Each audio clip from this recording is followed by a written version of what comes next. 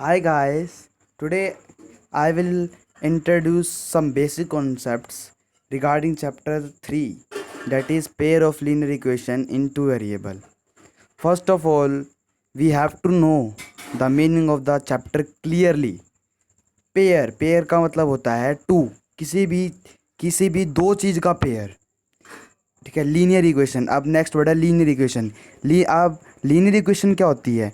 Linear equation are those equation which can be written in the form of A X plus B Y plus C is equal to zero, where A B C are real numbers and a and b are not zeros, is known as linear equation in two variable. You will understand what is linear equation. Linear equation वो होती है जिसको आप standard equation A X plus B Y plus C is equal to zero की form में जिसको आप लिख सकते हो ना, वो आपकी क्या हो जाती है? लीनियर इक्वेशन होती है। पर उसके लिए आपकी दो कंडीशंस होती है। दो कंडीशंस क्या होती है कि ए बी सी आपके रियल नंबर्स होने चाहिए, और दूसरी कंडीशंस क्या होगी कि ए और बी जो है वो जीरो के इक्वल नहीं होना चाहिए। ठीक है, इन टू वेरिएबल का मतलब है कि वो इक्वेशंस, वो पेयर ऑफ लीनियर इक्वेशन जिसमें दो वेरिएबल यूज़ होंगे, जिसमें ओनली दो वेरिएबल यूज़ होंगे। एक इम्पोर्टेंट बात ये है इसमें कि जिस इक्वेशन के अंदर जितने वेरिएबल होंगे ना, उसके उतने ही सॉल्यूशन निकलेंगे। जिस इक्वेशन के अंदर जितने वेरिएबल्स होंगे उसके उतने ही सॉल्यूशन निकलेंगे। मान लेते हैं किसी एक equation 2x plus 5y is equal to zero के इक्वल है, तो उस इक्वेशन और इस इक्वेशन के दो ही सॉल्यूशन निकल सकते हैं। इससे ज़्यादा इस इक्वेशन के सॉल्यूशन नहीं निकल सकते। ठीक है, मान ले हमारे in class 10th we have to study only two variables. In higher classes we have to study in two in three variables और फोर वेरिएबल्स और मोर वेरिएबल्स के। chapter name is clear to all, then we have to move forward. In this chapter we will discuss following topics. In first topic is of pair of linear equation in two variable. Pair of linear equation in two variable. Second, graphical method of solutions. Graphical methods of solutions. हमारे पास equation solve करने के चार तरीके होते हैं, कि हम चार तरीके से, किसी भी चार तरीके से आप इक्वेशन सोल्व कर सकते हो। फर्स्ट आता है आपका ग्राफिकल मेथड, कि आप ग्राफ से कैसे इक्वेशन को सोल्व कर सकते हो। ग्राफिकल मेथड से आप इक्वेशंस को कैसे सोल्व कर सकते हो। अब हम इक्वेशंस को देखकर हम ये पता लगा सकते हैं कि किसी भी दो इक्वेशन के पेयर का जो ग्राफ बनेगा वो कैसा बनेगा। कि वो हमारे पास ओनली तीन पॉसिबिलिटीज़ आती है कि जो ग्राफ बनेगा, चाहे तो उसमें जो लाइन बनेगी, लाइन इंटरसेक्ट करेगी एट एनी पॉइंट। कि जो ग्राफ बनेगा किसी भी इक्वेशंस, पेयर ऑफ इक्वेशंस का, कि उसकी जो point of intersection at one point पे इंटरसेक्ट करेगी, ये हमारी फर्स्ट पॉसिबिलिटी है। सेकंड पॉसिबिलिटी आती है कि जो लाइंस होगी, जो दोनों लाइंस बनेगी, उसके सॉल्यूशंस की जो हम रिप्रेजेंट लाइन होगी वो कभी कोइंसिडेंट होगी। अब आपके मन में एक सवाल आ रहा होगा कि व्हाट इज़ कोइंसिडेंट। कोइंसिडेंट क्या होता है? कोइंसिडेंट वो कोइंसिडेंट में क्या होता है कि जब दोनों इक्वेशंस, एक इक्वेशन दूसरे के ऊपर क्या हो जाती है, चिपक जाती है। दोनों इक्वेशन एक दूसरे के ऊपर चिपक जाती है, तो वो इक्वेशंस हमारी कोइंसिडेंट कहलाती है। वो इक्वेशंस की उसकी जो लाइन बनेगी वो कोइंसिडेंट होगी। और कोइंसिडेंट के हमेशा ध्यान रखना है, इसमें इंपॉर्टेंट है कि कोइंसिडेंट में सॉल्यूशंस होते हैं इनफाइनाइटली सॉल्यूशंस होते हैं। और फर्स्ट जो मैंने आपको पॉसिबिलिटी बताई है कि इंटरसेक्ट एट वन पॉइंट का मतलब है इसके ओनली यूनिक सॉल्यूशन होगा, एक यूनिक सॉल्यूशन होगा।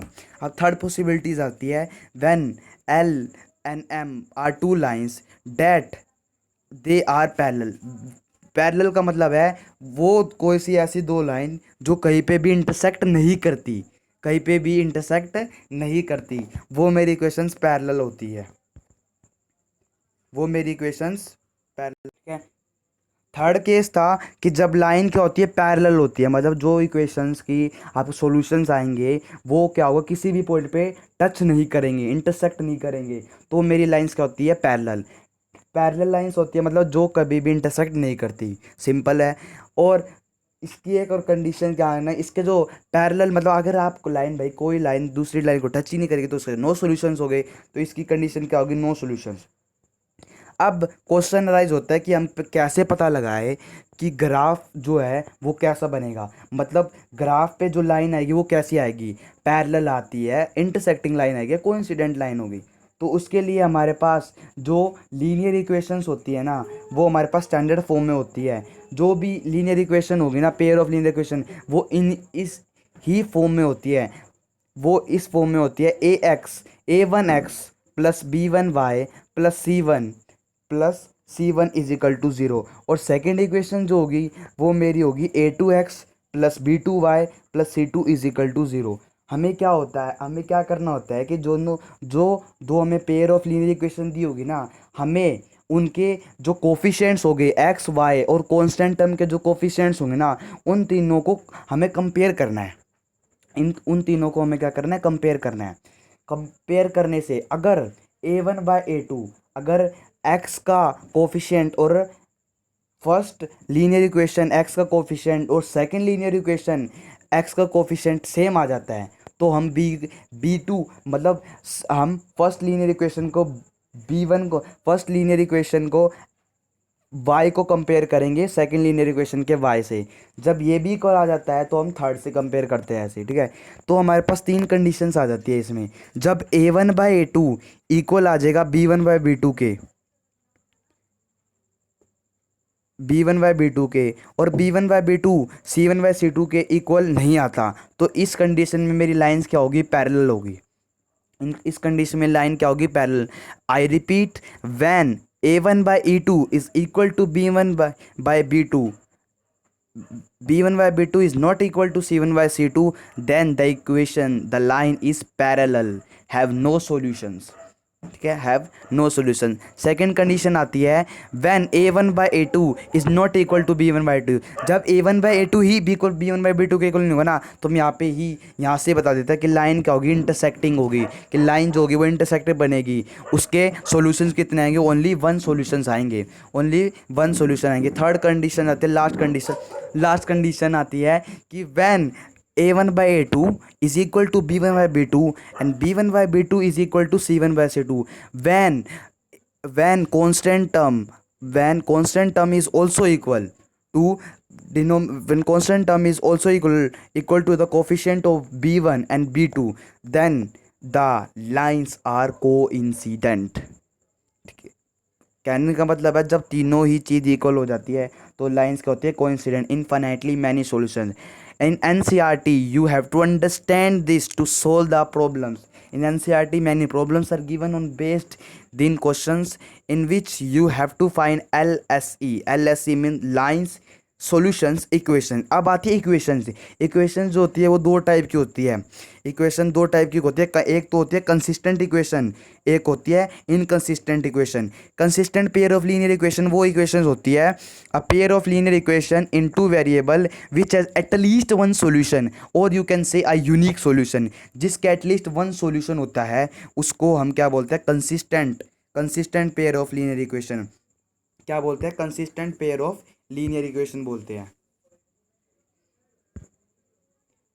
Consistent pair of linear equation बोलते हैं। अब हमारे पास दूसरी चीज आ जाती है इन तो consistent pair of linear equation are those which have at least one solution. Simple language में कहे, सिंपल वर्ड में कहे, जिसका ओनली एक सॉल्यूशन हो या फिर यूनिक सॉल्यूशन हो, उसको हम क्या बोलते थे, कंसिस्टेंट। अब कंसिस्टेंट में भी दो आ जाती है कि एक डिपेंडेंट है और एक इंडिपेंडेंट है। डिपेंडेंट जो होती है इंटरसेक्टिंग इक्वेशन जो होगी, इंटरसेक्टिंग लाइन जो होगी वो इंटरसेक्टिंग लाइन जो होगी वो हमेशा डिपेंडेंट होगी, और जो कंसिस्टेंट कोइंसिडेंट लाइन होगी ना वो हमेशा क्या होगी, इंडिपेंडेंट होगी। क्या होगी, इंडिपेंडेंट होगी। अब आते हैं inconsistent pair of linear equation. A pair of linear equation which has no solution, जिसका कोई भी सॉल्यूशन से नहीं होता, ठीक है। In easy language we can say which has no solutions. Example, lines आ जाती है हमारी पैरेलल लाइंस। मैंने आपको बताया था कि जब पैरेलल लाइंस होती है वो किसी को भी इंटरसेक्ट नहीं करती, इस हमारे हम उसको पैरेलल बोलते हैं। इंटरसेक्ट ही नहीं करेगी तो उसके क्या होंगे, सॉल्यूशंस ही नहीं होंगे, ठीक है। तो हम इनकंसिस्टेंट पैरेलल इक्वेशन कौन सी कैटेगरी में आ जाती है, इंटरसेक्टिंग जो है वो इनकंसिस्टेंट पैरेलल इक्वेशन में आ जाती है, ठीक है। अब हमारे पास हमने 3 टॉपिक क्लियर कर लिए है ग्राफिकल मेथड में ही, कि इक्वेशन जो होती है, इक्वेशंस, लाइंस और सॉल्यूशन, कि कैसे हम पैरेलल इक्वेशन के लाइंस बता सकते हैं, इसकी लाइन कैसे आएगी, इसके सॉल्यूशंस बता सकते हैं। और तीसरी चीज़ हमने पढ़ी है कि हम कैसे बता कि इक्वेशन कैसी होगी, कंसिस्टेंट होगी या इनकंसिस्टेंट होगी। I I think the concept is clear. I अब यहाँ पे क्वेश्चन आ जाता है इंपॉर्टेंट, जो बोर्ड टाइप क्वेश्चन है। बोर्ड में ये क्वेश्चन आ चुका है, मतलब बोर्ड में वैसे क्वेश्चन पूछा जाता है कि आपको 2 इक्वेशन दी होगी, आपको उसके सॉल्यूशंस निकालने हैं, सॉल्यूशंस निकालने हैं और उसको प्लॉट करना है ग्राफ के ऊपर। ग्राफ के ऊपर प्लॉट करने के बाद आपको 3 वर्टिसेस आ जाएंगे, उसके कोने आ जाएंगे, वो लिखने हैं। मतलब जब आप सॉल्यूशन प्लॉट करोगे तो उससे एक ट्राइंगल फॉर्म हो जाता है। उस ट्राइंगल का आपको क्या निकालना होगा, एरिया निकालना होगा। ये ऐसे बोर्ड में क्वेश्चन आता है, तो इसको आपको प्रिपेयर करना पड़ेगा। बोर्ड में ऐसा टाइप का क्वेश्चन आता है कि अगर आपको 2 इक्वेशन दी होगी, उसका आपको सॉल्यूशन निकालना होगा। सॉल्यूशन निकालने के बाद जो जो सॉल्यूशन से जो ग्राफ बनेगा उसको शेड करना है और उसका एरिया निकालना है। बोर्ड का क्वेश्चन भी बोर्ड में क्वेश्चन आता है, इसको आपको प्रिपेयर करना होगा। इसमें क्या करना है, बिल्कुल सिंपल है। आपको इक्वेशन के सॉल्यूशन आपने क्लास 9th में पढ़ा था कि कैसे हम सॉल्यूशन निकालते हैं, और आपको ये भी पता था कि ग्राफ बनाने के लिए हमें 2 सॉल्यूशन चाहिए होते हैं एटलीस्ट। तो हम पहली इक्वेशन जो भी दी होगी हम उसके 2 सॉल्यूशन निकालेंगे और दूसरी इक्वेशन के भी 2 सॉल्यूशन निकालेंगे। हम उनको ग्राफ पे पुट कर देंगे सॉल्यूशंस को। उनसे जो मेरा क्या बनेगा, ट्राइंगल बनेगा ना, उसको मैं क्या करूँगा, शेड, उसके वर्टेक्सिस मार्क करके उसका मैं एरिया फाइंड करूँगा। हाँ, और हमें पता है area of triangle half into base into height होता है। बेस काउंट कर लूँगा, जितने भी उसका बेस होगा वो उसको प्लस कर दूंगा और उसकी हाइट को, हाँ, बेस को प्लस करना, पहले आपको बेस फाइंड करना पड़ेगा। ये इतना मेरा बेस आ रहा है और इतनी मेरी हाइट, फिर उसको फॉर्मूले में डाल के हम क्या कर सकते हैं, हम एरिया फाइंड कर सकते हैं ट्राइंगल का। ये तो था बोर्ड का क्वेश्चन। अब आ जाता है हमारे पास, I think graphical method is clear to you, so I will start next topic, that is to solve the linear equation. हमारे पास लीनियर इक्वेशन सोल्व करने के 3 मोर टॉपिक है, ठीक है। आपकी मर्जी होती है कि आप कोई से भी मेथड से आप इक्वेशंस को सोल्व कर सकते हो, बोर्ड में भी या फिर कहीं पे भी। ये आपको लिखा नहीं आता कि आपको इस इक्वेशन को इसी मेथड से सोल्व करना है। अगर आता है तो वो आपको करना पड़ेगा, नहीं तो आपकी मर्जी होती है कि आप कोई सी भी इक्वेशन की कोई सा भी मेथड लगा के आप इक्वेशन सोल्व कर लेता हूँ। आज मैं आपको बताता हूँ एलिमिनेशन मेथड। एलिमिनेशन का मेथड आपको वर्ड से ही क्लियर है, एलिमेट मतलब किसी भी वेरिएबल को एलिमिनेट कर देना, मतलब एलिमिनेट कर देना, उसकी उसकी एलिमिनेट करके दूसरे वेरिएबल की वैल्यू निकाल देना। मतलब किसी भी दूसरे वेरिएबल की क्या निकाल देना, वैल्यू निकाल देना।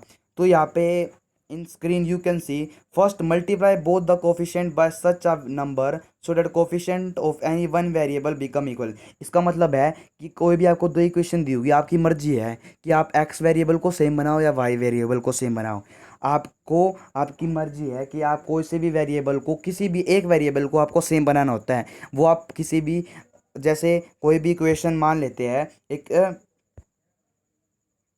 कोई भी इक्वेशन मान लेते हैं एक इक्वेशन है 4x + 5y = 2। दूसरी इक्वेशन है कि 8x + 10y = 6। तो मैं क्या करूँगा, सेकेंड इक्वेशन को, सॉरी, फर्स्ट इक्वेशन को मैं 2 से मल्टीप्लाई कर दूंगा और x के जो कोफिशिएंट है सेम बनाऊंगा। ये आपकी मर्जी होती है, आपको डिपेंड कि आप क्या करना चाहते हो। बस इसमें एक चीज़ ध्यान रखने की है कि आपको कोफिशिएंट सेम बनाना होता है, चाहे आप x का बनाओ चाहे y का बनाओ। कोफिशिएंट सेम करने के बाद आपकी मर्जी होती है, आपको एक वेरिएबल को जो भी आपको सेम बनाया है उसको एलिमिनेट करना है, चाहे आपको प्लस से करो या फिर माइनस से करो, आपको इसको एलिमिनेट करना होगा। जिस एलिमिनेट करके आप दूसरे वेरिएबल की वैल्यू निकालो, वैल्यू निकलने के बाद आप उसको किसी भी इक्वेशन, जो भी इक्वेशन बनेगी उसमें आप पुट कर दो, आपकी वैल्यू आ जाएगी एक्स और वाई की। सबसे elimination method is so simple और so clearly you can understand it easily. Okay, I repeat elimination method once again. Okay, first we have to make the coefficients of x or y, x or y same, then eliminate one variable which you have to eliminate, and find the value of other correspondence variable, then put the value in the equation and find the other variable values. Okay, I think the second method is also clear. We have also two methods more, that is substitution method or cross multiplication method. A cross multiplication or substitution method we will cover substitution method. Substitution method I will also tell. Substitution method is so simple method that in this method we have substitute the value. आपको एक variable को की आपको value निकालनी होती है, उस variable की वैल्यू आपको किसी भी इक्वेशन में पुट कर देनी होती है, उस इक्वेशन से पुट करके आपकी एक वेरिएबल की वैल्यू आ जाती है। उस वेरिएबल की वैल्यू को आप किसी भी इक्वेशन में, किसी भी दो इक्वेशन जो भी आपकी इक्वेशन बनेगी, आपको उस इक्वेशन में पुट करके आप अपनी वैल्यू निकाल सकते हो एक्स और वाई की। इसमें पढ़ लेते क्या लिखा है, if we have a pair of linear equation with two variable X and Y, then we have to follow this step to solve them with the substitution method. Step one, we have to choose any one equation and find the value of one variable in terms of variable that is Y in term of X. मतलब कहने का मतलब है कि आपको कोई भी एक इक्वेशन चुननी होगी जिसमें से आपको एक वेरिएबल की वैल्यू फाइंड करनी होगी इन टर्म्स ऑफ दूसरे वेरिएबल के टर्म्स में। जैसे मान लेते हैं डेट इज, जैसे Y is term of X में, जैसे आपको वाई की निकालनी है तो Y is term of X. Second step आता है then substitute the calculate value. जो वाई की कैलकुलेट वैल्यू को आपको सब्सटीट्यूट करना होगा in the term of X की टर्म में इन अदर इक्वेशन। मतलब कोई भी आपको वाई की जो वैल्यू आएगी सब्सटीट्यूट द कैलकुलेट, जो वाई की जो वैल्यू आएगी ना उसको सब्सटीट्यूट करके टर्म्स ऑफ एक्स की टर्म्स में दूसरे इक्वेशन में रख देना है। Solve this linear equation in term of X as it is in one variable. ठीक है, फिर उसके बाद आपको linear equation in term of X आपको सोल्व कर देना है, linear equation in term of X की टर्म में as it is in one variable. अगर वो वन वेरिएबल में होगी तो एक्स। सबसे फर्स्ट लास्ट पॉइंट है substitute the value of X की वैल्यू आपको सब्सटीट्यूट कर देनी है इन द गिवन इक्वेशन में, और वहाँ से आपकी कोरस्पोंडेंस वाई की वैल्यू निकल जाएगी।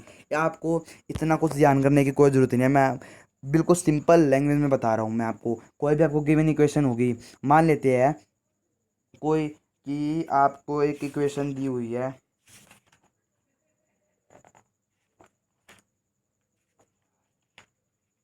मान लेते हैं कोई आपको एक इक्वेशन दी हुई है 2x-3y इज इक्वल टू 13, और दूसरी इक्वेशन है 7x-2y इज इक्वल टू 20। ये दो इक्वेशन है, आपको इसको सब्सटीट्यूट करना है। तो हम क्या करेंगे, हमारी मर्जी है, we can take either of the equation and write one variable in the terms of other, कि हम एक इक्वेशन को दूसरी वेरिएबल के टर्म्स में लिख लेंगे। तो मैं फर्स्ट इक्वेशन से क्या करूँगा, मैं एक्स की वैल्यू निकाल लूँगा। तो मेरी एक्स की वैल्यू आ जाएगी 13+3y/2। इस मैक्स की वैल्यू को सेकेंड इक्वेशन में पुट कर दूंगा।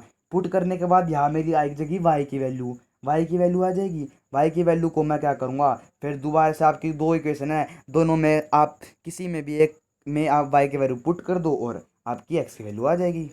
ठीक है, तो we have covered three method. First is graphical method, second is substitution method, और third is elimination method. it is dependent on you that what method you have to what method you have to do। ये आपके ऊपर depend करता है आपको कौन सा method करना है। मैं आपको तीनों के तीनों मेथड बताऊंगा, आपको आपकी मर्जी है, आप कोई सा भी मेथड कर सकते हो। और किसी भी और तीनों आप चाहे कोई सा भी मेथड लगा लो, हमेशा आंसर क्या आएगा आपका सेम आएगा। किसी भी मेथड से सोल्व करो आंसर क्या आएगा, सेम आएगा। We have discussed three method, graphical, substitution और elimination. Third cross multiplication method we will study in the next class. Thanks for watching thanks for listening my video or watching my video. If you like Then give me feedback.